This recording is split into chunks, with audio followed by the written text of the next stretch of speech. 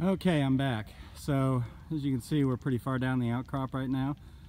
There's the erosional surface, there's the sandstone, and we finished up right about there. And I'm glad I paused it because I walked down right through a raspberry thicket and you would have heard a lot of inappropriate language had I been recording. So we're gonna walk over this way.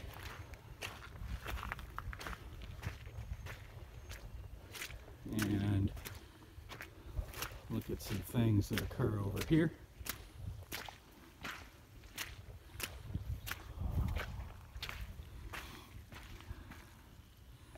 If you look at this sandstone right here,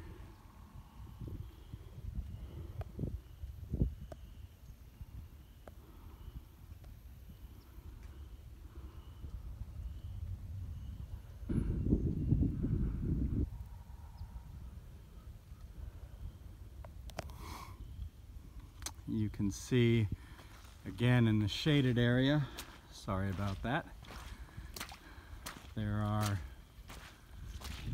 some low angle dipping surfaces here, dipping towards the right, and I'll zoom into those so you can see them better perhaps. There we go.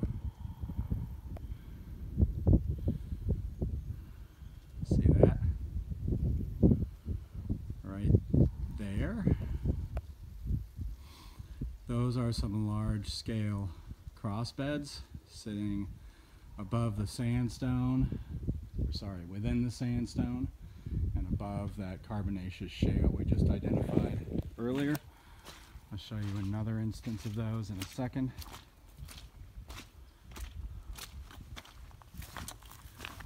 Right behind the trees, unfortunately.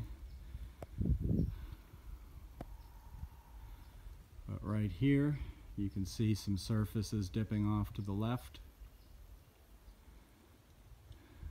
Tree there for scale. Can't zoom in any further, but they're there as well. And if I get up there, hopefully not through another blackberry or raspberry thicket. Oh, there's some right there.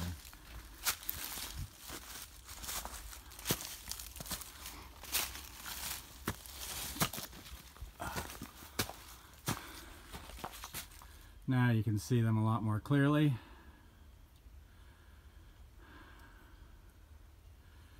So there's a horizontal bed right there, and then above it we have these beds dipping off to the left, or sorry, to the right.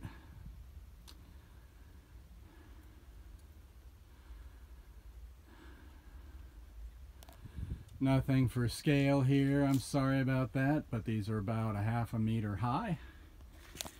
Large scale cross beds. And they have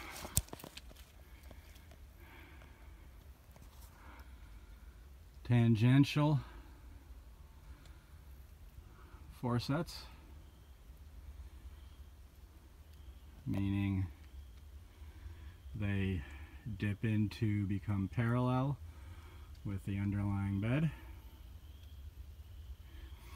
And right where they become parallel, you can see the nature of these beds. They're sort of wavy. They're not all flat.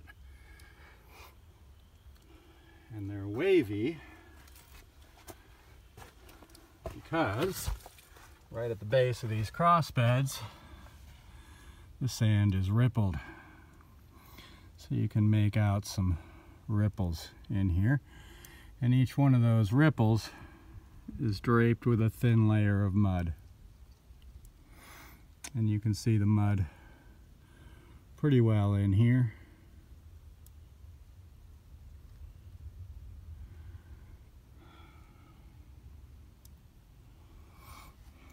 And you can see the ripple forms pretty well right there. Okay, if we back up a little bit and take a look at this whole feature. horizontal beds there that eventually merge with cross beds there in the lit area.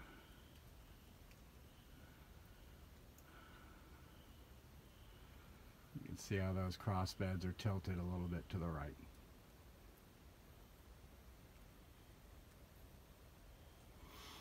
And then underneath it again, doesn't look much like it here. There's some sandstone, 2 horizontal layers of sandstone, and then beneath all of that in the rubble here is the finely laminated carbonaceous shale.